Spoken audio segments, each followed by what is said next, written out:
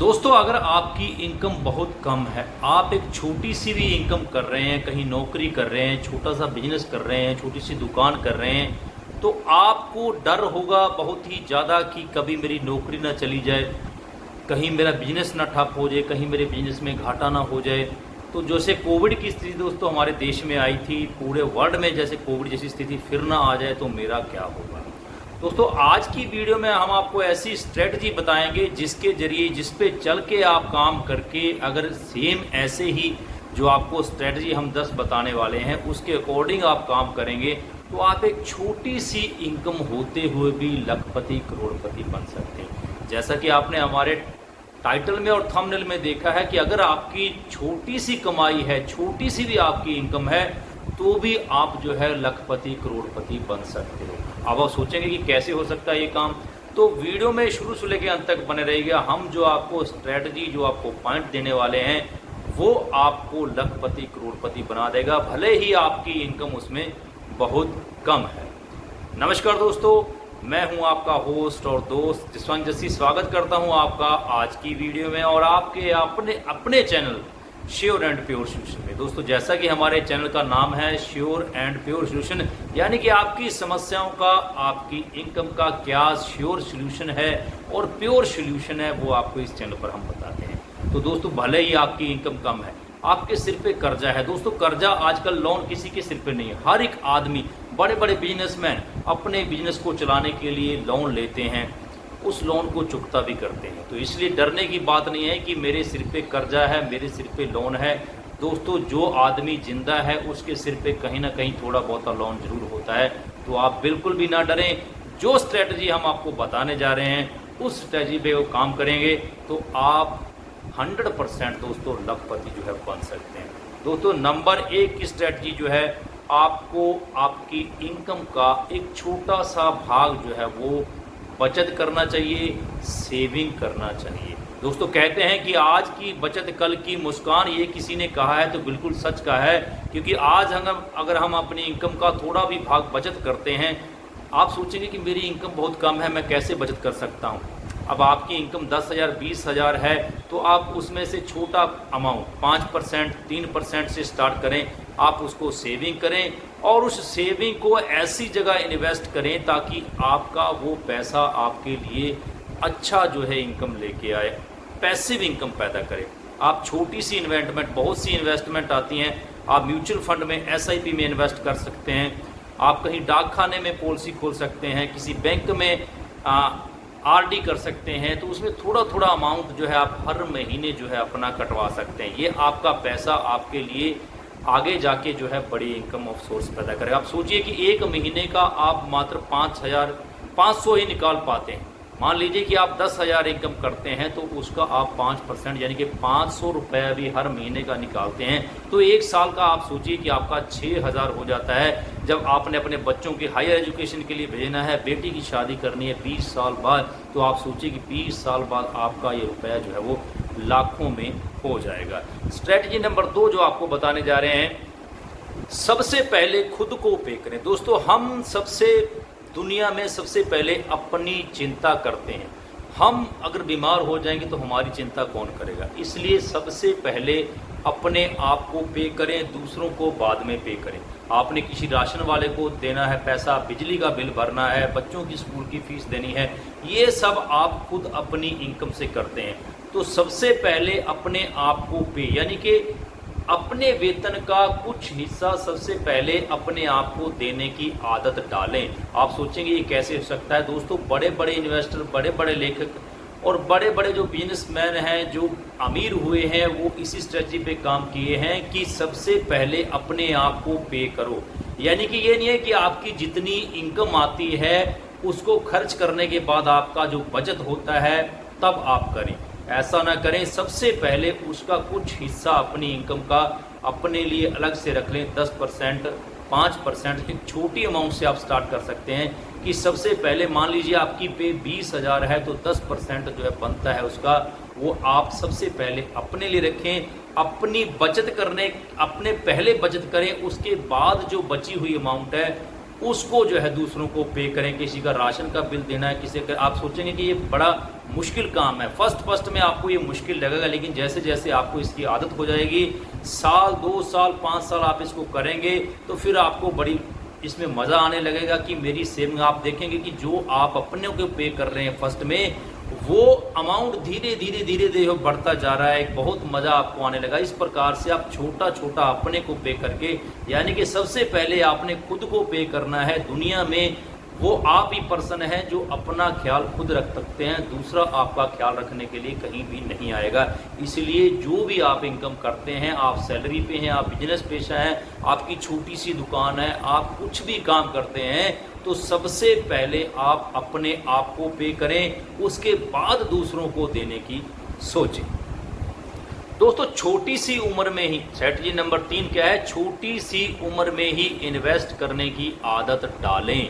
अगर आपकी उम्र आज 20 साल है, 18 साल है, तो अभी से ही आप अपनी आदत ऐसी बनाएं कि छोटा छोटा इन्वेस्ट करें। बहुत से इन्वेस्टमेंट के प्लेटफॉर्म आते हैं, SIP में कीजिए, गवर्नमेंट बॉन्ड में कीजिए, म्यूचुअल फंड में कीजिए, और RD खुलवा सकते हैं। छोटे छोटे फंड में छोटा छोटा आप इन्वेस्टमेंट करें। अगर सोचें कि आपकी उम्र आज 20 साल है, आप एक छोटा सा अमाउंट जो है हर महीना जो है इन्वेस्ट करते हैं, तो जब तक आप 40 साल के होंगे, मैरिज के लायक होंगे, या कोई ऐसा बिजनेस खड़ा करने लायक होंगे, तब आपकी अमाउंट जो है वो छोटी छोटी आपकी बचत जो है बहुत बड़ी बन जाएगी। आप सोचिए कि अपने खर्चों को कम करके भी आप बचा सकते हैं। नंबर 4, अपने खर्चों को कम करके भी आप जो उससे बचा हुआ पैसा है उसको कहीं ना कहीं इन्वेस्ट कर सकते हैं। आप सोचिए कि आप कहीं बाहर काम करते हैं, ऑफिस में दुकान चलाते हैं, आप दिन में 3 कप चाय पी जाते हैं, दिन में 3 कप चाय पी जाते हैं, और 1 कप चाय जो है 15 रुपये 10 रुपये की आती है, तो आपकी डेली की जो चाय का खर्च है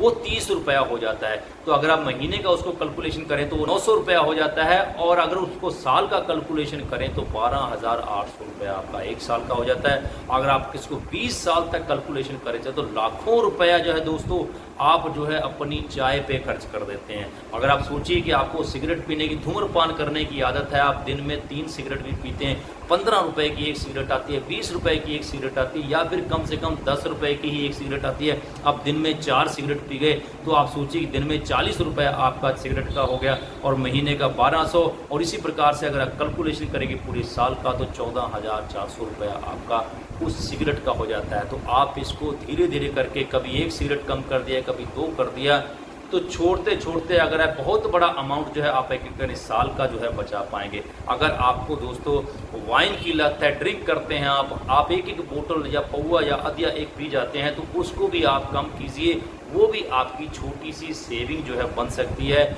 और इस सेविंग को आप कहीं ना कहीं इन्वेस्ट करें तो वो आपका पैसा जो है दुगना तिगना होता रहेगा। लेकिन अगर इसी प्रकार से आप चाय, सिगरेट, धूम्रपान, वाइन पे, ड्रिंक पे खर्च करते रहे तो आपकी जो छोटी इनकम है वो भी आगे जाके आप जो है और भी गरीबी के लिए आपको ले जाएगी। आपको चिंता होगी कि आप नौकरी करते हैं, बिजनेस करते हैं, मेरा बिजनेस ठप हो गया, बंद होगा तो क्या होगा।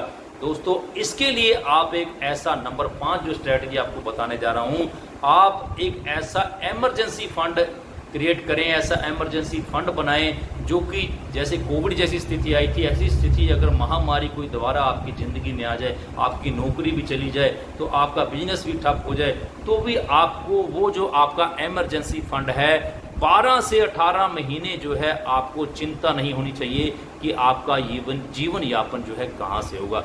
तो आपको ये इमरजेंसी फंड कहीं भी आप पोस्ट ऑफिस में, बैंक में, या फिर अपना इन्वेस्ट करके रख सकते हैं। उसको बढ़िया जगह इन्वेस्ट करें ताकि आपका जो इमरजेंसी फंड है वो भी धीरे धीरे बढ़ता रहे।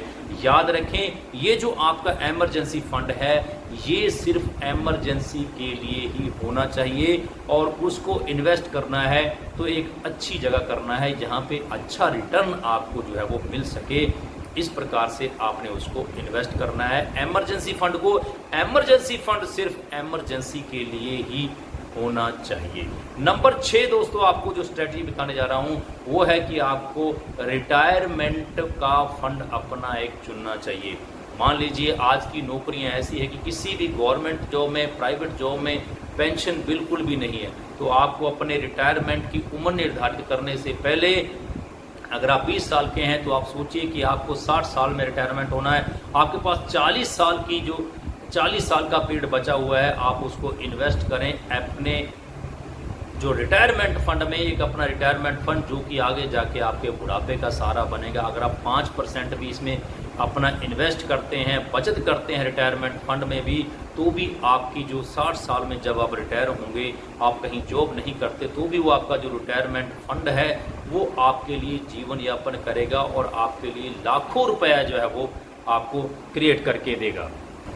आगे जो दोस्तों अगली स्ट्रेटजी है, स्ट्रेटजी नंबर 7, वो ये है कि अगर आप किराए के घर में रहते हैं, आपके पास अपना खुद का घर नहीं है, तो आपको सबसे पहले अपना घर बनाना चाहिए। आप सोचेंगे कि मेरी इनकम तो बहुत कम है, मैं अपना घर कैसे बना लूँ? अगर मेरे पास इनकम होती, मेरे पास पैसा होता, तो मैं अपना घर ना बनाता, किराए के घर में क्यों रहता? दोस्तों भारत में आप देखेंगे कि बहुत से लोग जो है अच्छे घर में तो रहते हैं, उसका हर महीने का जो पे करते हैं 3000, 4000, 5000 तक हम उसका किराए में ही दे देते हैं। अब आप सोचिए कि किराए का एक महीने का 5000 अगर आप देते हैं तो साल का आपका कितना 60,000 हो जाता है। अगर आप 20 साल तक भी किराए के घर में रहते हैं तो कितना लाखों रुपए का आपको वहाँ पे नुकसान होता है। अब आजकल हर एक बैंक जो है आपको EMI पे होम लोन देता है, आप होम लोन देके अपना घर बना सकते हैं। जो पैसा आप किराए के लिए किराएदार को देते हैं, वही पैसा जो है आप उस EMI भरने में उसको चुकता कर सकते हैं।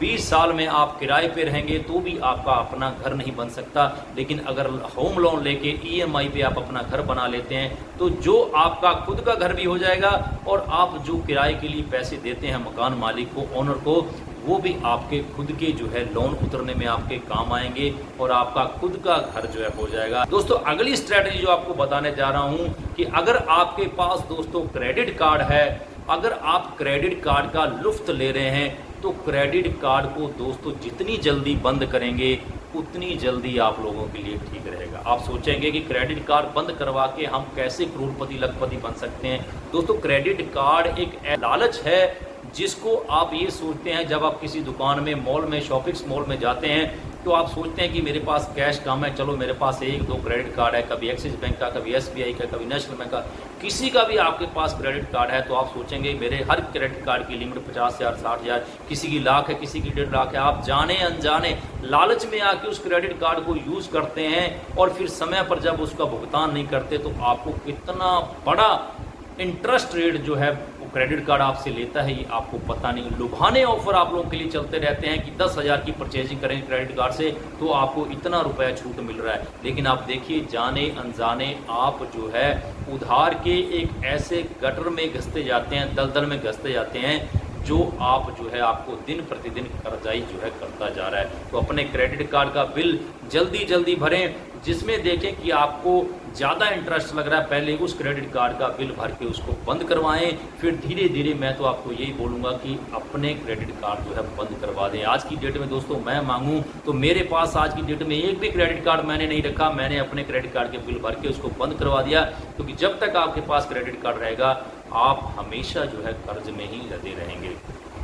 और दोस्तों आगे जो आपको स्ट्रेटजी बताने जा रहा हूँ, आपने कहीं से मार्केट से कर्जा ले रखा है या किसी साहूकार से या किसी से भी, यानी कि कोई चीज़ आपने उधारी पे ले ली है, तो आप देख रहे होंगे आपके पास किसी आदमी को, किसी शॉपकीपर को कहीं के देने के लिए 10 बंदे ऐसे हैं जिनको आपने कर्ज देना है। तो दोस्तों सबसे पहले जो आपका छोटा कर्ज है, सबसे पहले आप जितने भी आपके पास कर्ज हैं, जितने को आपने पैसा देना है, उन कर्जों को लिखें कि कितना पैसा आपने देना है। तो उनका जो छोटा सा अमाउंट, जो छोटा कर्जा है, सबसे पहले उसको चुकता करें। जैसे जैसे आपका कर्जा चुकता होगा आप में मोटिवेशन आएगा, आप खुद ब खुद देखेंगे कि आपने कितना बड़ा कर्जा जो है धीरे धीरे धीरे छोटे छोटे स्टेप में करके उतार दिया है। तो दोस्तों उसके बाद मैं आपको जो बताने जा रहा हूं कि डोनेशन करने की आदत डालें, दान डालने की आदत डालें, कहीं गौशाला में, कहीं वृद्धाश्रम में, कहीं बच्चों के आश्रम में, कहीं जाके थोड़ा थोड़ा दान करें, किसी ना किसी की हेल्प करें। अब आप सोचेंगे कि मेरी तो इनकम ही बहुत कम है, मैं किसी की हेल्प कैसे कर सकता हूं। दोस्तों अगर आप इनकम कम है तो भी आप दूसरे का थोड़ा बहुत हेल्प करेंगे, किसी को कपड़े दे दिए, किसी को कुछ दे दिया, गऊओं के लिए चारा दे दिया, ऐसा आप करेंगे तो अपने आप में मोटिवेशन जो आएगा कि आपकी इनकम कम होने के बावजूद भी आप किसी न किसी की हेल्प कर रहे हैं। और सबसे बड़ी बात दोस्तों बता दूं, यदि आप आय करता हैं, कर टैक्स चुकाते हैं, टैक्स देते हैं, तो आपका दिया हुआ दान जो है वो भी कर मुक्त रहता है। इस बात को भी याद रखें। आपको इनकम टैक्स से भी जो आपका कर्ज, आपका दिया हुआ दान जो है वो भी इनकम टैक्स से आपको बचा के रखेगा। आगे दोस्तों जो आपको बात बताने जा रहा हूँ, बहुत बड़ी बात। आजकल जमाने की चकाचौंध में हम आ जाते हैं कि मेरे पड़ोसी के पास गाड़ी है, वो आज नई गाड़ी ले आया, उसके पास नई बाइक है, उसके पास ये है। जमाने की चकाचौंध के पीछे लग के दोस्तों आप क्या करते हैं, क्योंकि दोस्तों आजकल हर एक बैंक जो है कार के लिए EMI पे लोन देता है। आप किसी न किसी की चकाचौंध में आके कार ले आते हैं, महंगी कार ले आते हैं, फिर आपकी सैलरी बहुत कम है, आपकी इनकम बहुत कम है, तो उसमें से आपको बच्चों के स्कूल का पैसा भी देना, बिजली का बिल भी देना, दूध का भी भाड़ा देना, हर चीज़ का, मकान का भाड़ा भी देना है, और फिर आपको लोन की EMI जो कार की, अपने बाइक की, अपनी स्कूटी की, वो भी चुकानी पड़ती है। तो दोस्तों याद रखिए, यदि आपकी कार आपके लिए एसेट है तो पैसा लगाने में फ़ायदा है। अगर लाइबिलिटीज़ है तो बिल्कुल पैसा मत लगाएं। लाइबिलिटीज़ वो चीज़ होती हैं जो आप अपने ऐशो आराम के लिए यूज़ करते हैं। एसेट वो होता है जो आपका लगाया हुआ पैसा कल को बढ़ेगा या फिर आपके लिए पैसा कमा के लेके आएगा। इसलिए कहीं भी पैसा इन्वेस्ट करते हैं तो सबसे पहले ये सोचें कि आपकी खरीदी हुई चीज़ आपके लिए लाइबिलिटीज़ है या फिर एसेट है। इसलिए कि जमाने की चकाचौंध के पीछे मत जाएं। अपना जो है इनकम देख के, अगर इन फालतू की चीज़ों में आप खर्च नहीं करेंगे तो भी आप जो है ऑटोमेटिक मिलीनियर जो है वो बन सकते हैं। जॉब के साथ साथ दोस्तों आप नौकरी करते हैं, कोई भी दुकानदारी करते हैं, जॉब करते हैं, जॉब के साथ साथ दोस्तों साइड बिजनेस शुरू करें। दुनिया में बहुत से ऐसे बिजनेस हैं आज की डेट में जो ऑनलाइन भी आप कर सकते हैं, ऑफलाइन भी कर सकते हैं। दिन में थोड़ा सा समय निकाल के जो आप गशप करते हैं अपने यार दोस्तों के साथ, व्हाट्सएप पे जो समय बिताते हैं, फेसबुक पे, इंस्टाग्राम पे, कितने सोशल मीडिया प्लेटफॉर्म जिन पे आप अपना 2-4 घंटा फालतू का बेकार गवाते हैं, उस समय को सदुपयोग कीजिए। जॉब के साथ साथ साइड इनकम सोर्स भी पैदा कीजिए, क्योंकि एक इनकम सोर्स पे डिपेंड रहने के बावजूद आप जो है अपने खर्चे पूरे नहीं कर सकते। इसलिए आपका साइड बिजनेस जो है वो होना बहुत ही ज़रूरी है। और आपको दोस्तों जो भी आपकी उम्र है उस उम्र से ही आपको इन्वेस्टमेंट करना स्टार्ट कर देना चाहिए और आपको अपनी एक्टिव इनकम से पैसिव इनकम की ओर जाना चाहिए। अब एक्टिव इनकम क्या होती है, पैसिव इनकम क्या होती है, इसके लिए हमारे चैनल पे कई वीडियो आपको मिल जाएंगी कि कौन सी एक्टिव इनकम है, कौन सी पैसिव इनकम है, इनकम कमाने के 4 सोर्स कौन कौन से हैं। वो वीडियो आप देख सकते हैं, ऊपर आई बटन में भी आपको मिल जाएगी, या चैनल पे जाएंगे तो वहाँ पे भी हमारी वीडियो आपको मिल जाएगी। तो दोस्तों अगर आप इन स्ट्रेटजी को फॉलो करते हैं, इसके अकॉर्डिंग आप काम करते हैं, तो आप एक दिन लखपति जरूर बन जाएंगे। आप सोचेंगे कि अगर ऐसे ही लखपति बना जाता तो दुनिया में कितने लोग, दुनिया में कोई गरीब रहता है ना, सभी लखपति बनते। तो दोस्तों ये हमारी सोच है, क्योंकि हम सोचते नहीं हैं। कहते हैं कि जैसा आप सोचते हो वैसा ही आप बन जाते हो। अगर आपने आज ही अपनी सोच बना ली कि भले ही मेरी इनकम कम है, मैंने जो वीडियो में स्ट्रेटजी बताई गई उनको मैं फॉलो करूंगा, तो 100% दोस्तों उस समय के बाद आप देखेंगे कि फाइनेंशियल फ्रीडम आप महसूस करोगे, आप कर्जे से मुक्ति महसूस करोगे और आप जो है ऑटोमेटिक मिलेनियर बनने की ओर कदम रख चुके होंगे। मुझे यकीन है कि यदि आप ये वीडियो देख रहे हैं तो आप ऑटोमेटिक मिलेनियर बनना चाहते हैं। आप चाहते हैं कि फाइनेंशियल फ्रीडम हो, टाइम फ्रीडम हो। तो दोस्तों इसी स्ट्रेटजी को फॉलो करते हुए आप जो काम करेंगे तो मुझे उम्मीद नहीं, यकीन है कि आप इनकम भले ही आपकी छोटी हो, लेकिन आपको लखपति करोड़पति बनाने से दुनिया की कोई ताकत जो है वो नहीं रोक सकती। एक्टिव से पैसिव इनकम की ओर कैसे जाएं, ये आप हमें कमेंट कीजिए, हम आपको बताएंगे कि एक्टिव से पैसिव इनकम की ओर कैसे जाया जाता है, साइड बिजनेस कौन सा करें, कहाँ अपना इन्वेस्टमेंट करें। वीडियो के डिस्क्रिप्शन बॉक्स में आपको हमारा नंबर मिलेगा और हम आपको बताएंगे कि सही जगह इन्वेस्ट करने से आप किस प्रकार से ऑटोमेटिक मिलियनेयर बन सकते हैं। तो फिलहाल दोस्तों आज की वीडियो में इतना ही। वीडियो बड़ी हो गई है दोस्तों, कम कंटेंट के साथ हम समझौता नहीं करते, भले ही हमारी वीडियो बड़ी हो जाए, समझाने की पूरी कोशिश करते हैं। फिलहाल आज की वीडियो में इतना ही, जल्दी मिलते हैं नई वीडियो में। तब तक के लिए जय हिंद, जय भारत। इस चैनल पर पहली बार आए हैं तो सब्सक्राइब करते हुए बेल नोटिफिकेशन को ऑन करें, साथ में जो है लाइक और शेयर भी कर दें। जय हिंद, जय भारत।